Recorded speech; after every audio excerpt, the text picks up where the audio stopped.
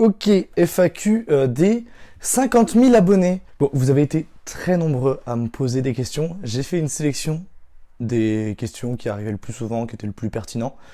Et du coup, on va répondre à ça tout de suite. Premièrement, les choses qui sont revenues le plus, c'est des questions par rapport à ma moustache. Et bah, pour la peine, c'est les questions auxquelles je répondrai en dernier. Voilà, le watch time. Merci.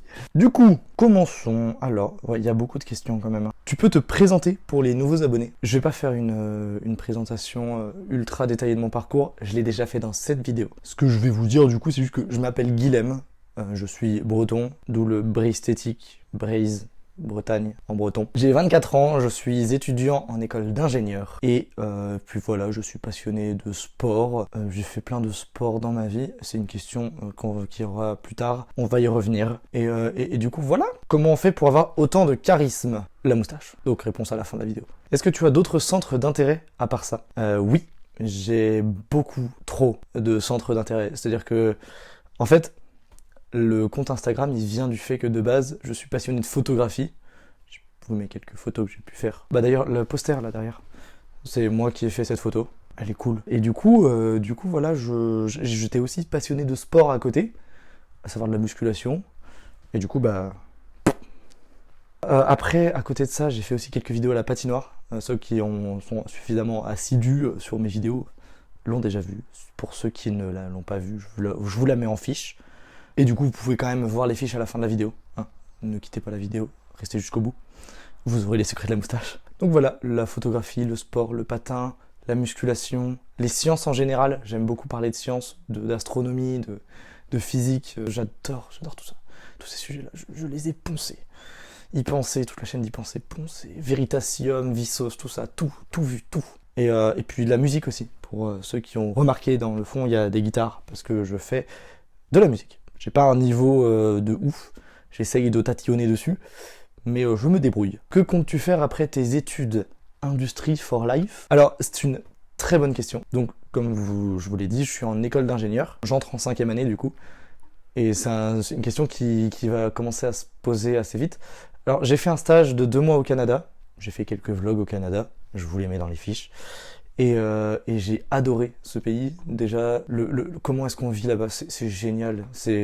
J'adore, les gens sont tous gentils. C'est pas un cliché, le fait que les Canadiens soient gentils, ils sont gentils. En plus de ça, le travail dans lequel j'ai été là-bas, il y a de grandes chances qu'ils veuillent me prendre à la fin de mes études. Et du coup, j'aurais sûrement la possibilité d'aller travailler là-bas en tant qu'ingénieur. Donc c'est une des possibilités. L'autre possibilité, c'est de rester en France et de travailler en tant qu'ingénieur en France. Honnêtement, je m'y vois pas trop. Et sinon, avec l'avancée des réseaux sociaux, bah, c'est aussi une possibilité qu'il y a dans l'équation, parce que 50 000 abonnés, bon maintenant je suis à 70 000 abonnés, aujourd'hui ça fait que de monter. La nouvelle série sur les sciences vous intéresse énormément. Si ça continue à monter comme ça, il y a peut-être des chances pour que je puisse en vivre. Actuellement, c'est pas le cas. Je peux pas du tout vivre des réseaux sociaux et de tout ça, mais c'est une des possibilités à l'avenir. Alors, si jamais à la fin de mes études, pour vous dire, ça fait que 1 an que je suis sur les réseaux sociaux, j'ai déjà du coup presque 100 000 abonnés sur TikTok, 70 000 sur Insta, ça fait que de monter. YouTube, bon, c'est pas énorme, j'ai vous, c'est sympa. Donc si tout ça monte, il y a possibilité que ça puisse me rapporter suffisamment pour pouvoir en vivre. Toujours est-il que, dans tous les cas, je finirai mon diplôme, j'aurai mon diplôme, parce qu'il faut toujours avoir un plan B. Et ensuite, après, voilà, peut-être les réseaux sociaux, ça peut être intéressant. Et j'ai un autre projet à côté, que je suis en train de monter en parallèle, c'est une boîte de prod, en fait, tout simplement. C'est-à-dire que actuellement, les réseaux sociaux ont un grand impact dans la vie de tous les jours, et il y a des entreprises qui pourraient être intéressées pour faire de la pub sur ce genre de réseaux sociaux. Et là, je peux venir justement, moi, avec mon expérience des réseaux sociaux, je sais comment fonctionnent un peu les codes sur TikTok, sur Instagram, comment est-ce qu'on arrive à harponner quelqu'un et essayer de le laisser regarder la vidéo jusqu'au bout, la moustache. Donc voilà, c'est des choses que j'ai appris au fur et à mesure du temps, et je peux aider ces entreprises dans la création de leur contenu et dans des conseils marketing adaptés pour ces plateformes-là. En plus de ça, j'ai tout le matos, j'ai un Ronin, j'ai un Alpha 7C, c'est un très bon appareil, j'ai des lumières, j'ai tout pour faire des vidéos qui peuvent être intéressantes pour les entreprises. Donc c'est un des trucs que je me verrais bien faire aussi. Pourquoi pas, si jamais les réseaux sociaux et Instagram, ça me déplaît d'être influenceur à proprement parler, c'est une piste à envisager à l'avenir. Où as-tu étudié le sport en général et qui as-tu suivi? Alors, Du coup, j'ai pas étudié sport. Je voulais étudier le sport. J'ai fait un BP. J'avais commencé. Je voulais faire un BPGEPS. J'ai été recalé au concours de cours collectifs. Parce que les cours collectifs, je m'en carre le fion. AF, activité de la forme, j'avais tout eu au maximum. Genre, tout au maximum. Et j'ai tout détruit en AF, activité de la forme du coup. C'est la musculation. Mais cours collectif, non, j'étais éclaté. Du coup, en fait, je pouvais à la limite faire uniquement une option au BPGEPS, à savoir activité de la forme, sauf que je ne bénéficiais pas des aides de l'État. Et concrètement, claquer 10 000 balles pour un an d'études, j'avais pas les moyens à ce moment-là, donc du coup j'ai abandonné. Et puis après, ingénieur, bon. Voilà. Mais du coup, voilà, j'ai pas étudié le sport. Par contre, je m'entoure à chaque fois pour toutes mes vidéos de coach, à savoir un de mes coachs avec qui je travaille, Suleiman. Donc je vous mets son Instagram, Suleib-du-bas coaching, qui m'assiste dans la création de ces genres de vidéos. C'est un coach sportif diplômé d'État, il a le diplôme, il a les certifications. Donc si jamais il y en a qui me demandent du coaching, je vous invite à aller voir avec lui, parce que dans tous les cas, si vous me demandez en privé, je vous renvoie vers lui. Donc voilà. Ensuite, qui as-tu suivi ? Et à mes débuts, du coup, je suis énormément Nassim Saïdi. Il se repose sur des études dans toutes ses vidéos. C'est un très bon coach et un très bon youtubeur. Je vous conseille énormément ses vidéos si vous ne le connaissez pas. Enfin, je pense que si vous me connaissez, vous le connaissez. Hein, voilà. Et Efkan Kurnaz, From Human to God, ça a été un de mes grands influenceurs. C'est toujours d'ailleurs un de mes influenceurs préférés en termes de musculation. Et sinon, Thibaut InShape, les classiques. On va dire que Thibaut InShape, il nous a suivis. Moi, en tant que jeune, c'est en partie lui qui m'a motivé à aller à la salle. Donc voilà, enfin les grands classiques en quelque sorte. Tu as fait d'autres sports que la muscu ? Oui, du coup du patin, pour ceux qui ont vu. J'ai fait du basket en club. Bon, ça n'a pas duré très longtemps. J'ai fait du ping-pong, j'ai fait du VTT, du BMX. D'où viennent les cuisseaux là, énormes ? C'est de ça, c'est VTT BMX en club. À savoir BMX Race, la course sur les bosses. Et j'avais beaucoup aimé ça. Donc, de l'escrime, la coupe qu'on peut voir derrière moi. Je sais pas si on la voit bien. C'est une coupe d'escrime parce que j'ai aussi plein de médailles dedans, parce que j'ai fait de l'escrime, j'étais assez doué là-dedans, j'aimais beaucoup ce sport-là, j'ai dû déménager. Pour ceux qui ont suivi la vidéo où je parle de mon parcours, j'en parle même pas de l'escrime, mais voilà, c'est un des sports que j'ai dû arrêter à cause de tous mes déménagements. Bref, du coup, voilà, et puis maintenant de la muscu, pour ceux qui s'en seront doutés. Petite pause pour vous parler de mon sponsor. Je travaille avec MyProtein. Le petit t-shirt vient de là. En ce moment, c'est les soldes. N'hésitez pas à aller faire un tour sur le site. Lien en description. Passez par mon lien, ça me permettra de me soutenir avec le code BRAZE. Ils ont des compléments alimentaires, c'est en partie les moins chers du marché. Et ils ont à la fois de la haute gamme avec la gamme Pro. Donc je vous conseille vraiment d'aller faire un tour sur leur site. Et puis voilà, profitez-en, c'est les soldes. Retour à la vidéo. Est-ce que ce cap va changer quelque chose dans la vision de ton avenir ? Le cap des 50 000 donc ? Ouais, justement, comme je vous ai dit précédemment, peut-être que c'est envisageable d'être influenceur à temps plein, peut-être de pouvoir en vivre, espérons-le. Franchement, ce serait fou. Penses-tu passer sous chimie un jour ou Native Forever ? Native Forever. La question se pose même pas. C'est-à-dire que j'ai pas pour objectif de faire des compétitions. J'ai pas pour objectif de perdre de l'argent, de la santé pour un truc aussi provisoire que ça. Donc moi, c'est même pas envisageable en fait. Non, même si j'avais l'opportunité de faire des compètes, ce serait en compète nati, sans plus. Je prétends pas du tout à monter à Mister Olympia. C'est pas dans mes objectifs. Et je tiens trop à ma santé pour ça. Donc non, c'est pas du tout envisagé. Quel est ton rapport aux abonnés dans ta salle de sport ? Alors, ça se passe sans plus. Enfin, honnêtement, je suis pas quelqu'un de si différent de vous. Enfin, genre, je suis... Tu me croises à la salle, franchement, c'est potes, tu vois, genre... Franchement, je suis à la cool. Je me prends pas prise de tête, quoi que ce soit. J'essaye d'être le moins gênant possible. Je sais qu'il y en a parmi vous qui peuvent venir me voir et ça peut être un peu gênant au début, tu vois. Mais en vrai, non, franchement, j'imagine que j'arrive à assez bien détendre l'atmosphère, à être à la cool. Franchement, tu viens me parler, il y a aucun souci, c'est à la cool, tu vois. C'est comme deux frérots qui se sont pas vus depuis longtemps. Honnêtement, je suis vraiment en détente totale avec les gens qui viennent me parler. Donc, si tu me croises, n'hésite pas à venir me parler. que ça c'est bon pour même dans la rue, genre franchement je suis à la cool. As-tu vu des changements notables sur ton développement physique tout le temps ou c'est par palier? En fait, c'est à la fois constant avec un petit stagnement et des fois tu peux débloquer des petits paliers, c'est assez rare mais c'est vraiment psychologique la plupart du temps. C'est-à-dire que tu prends 2 photos, tu vois la différence. Mais moi je l'ai vécu, je l'ai tellement vu tous les jours qu'au final je m'en suis pas rendu compte. Et je sais pas, ça je pense que t'entends par tout le long du temps là. C'est à peu près ça. Concrètement, tu te rends pas compte que tu évolues parce que tu y vas tous les jours, tu te vois tous les jours. Mais il y a vraiment une différence notable quand tu regardes d'un point à un autre.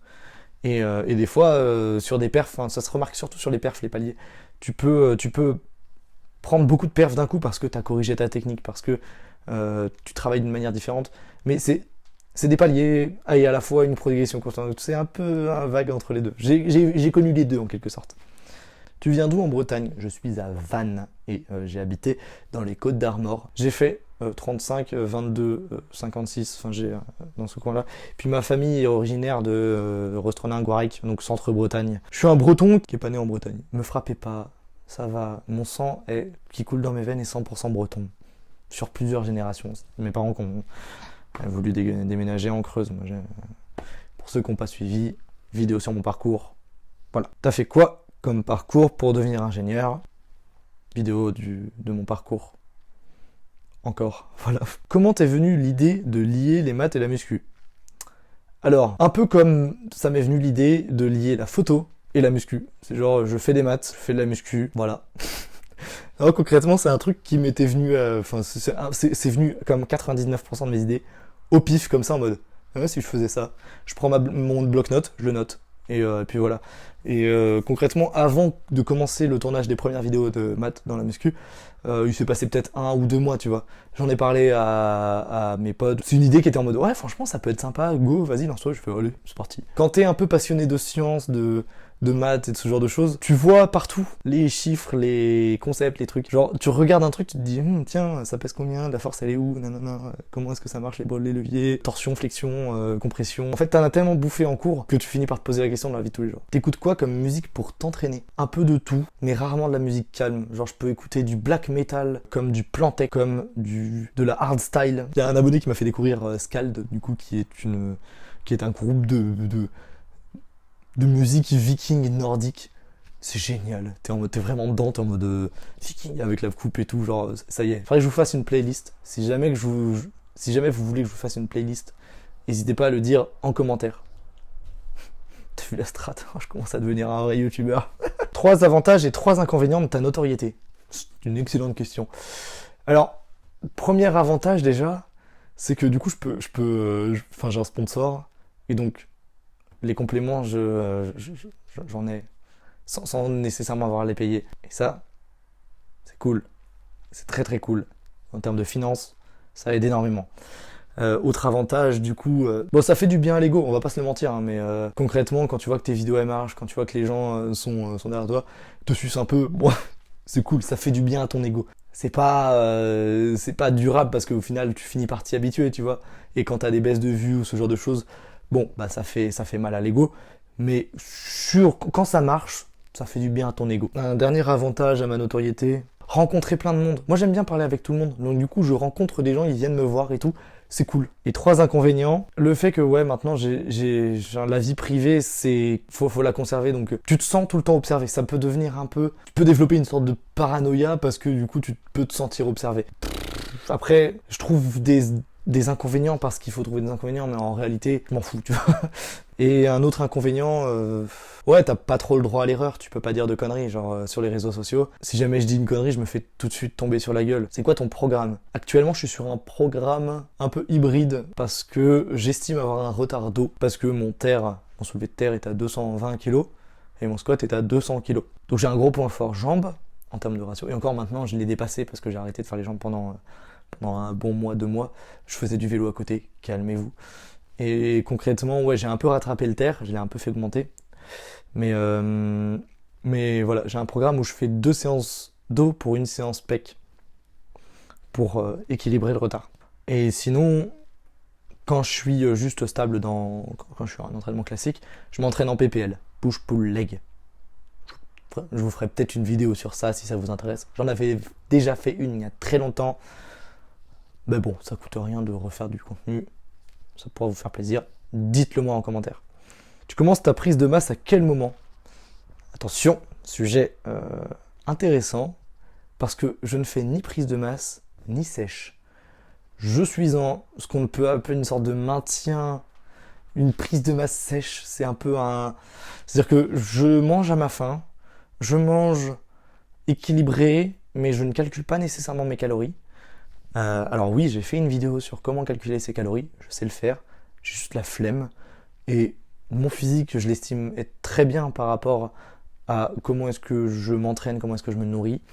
Je continue à évoluer, je continue à progresser. Donc je j'ai pas nécessairement la volonté de calculer tout ça, j'ai d'autres choses à foutre. Et du coup, juste, je mange à ma faim. Je mange clean quand même à ma faim. Puis je pense être en léger surplus parce que je continue à prendre du poids. Je vous invite à revoir la vidéo sur Instagram, l'équilibre et la balance calorique. Hein, je suis pas à proprement parler en sèche, je suis pas à proprement parler en prise de masse. Je suis à la cool, tu vois, en maintien clean un peu plus élevé.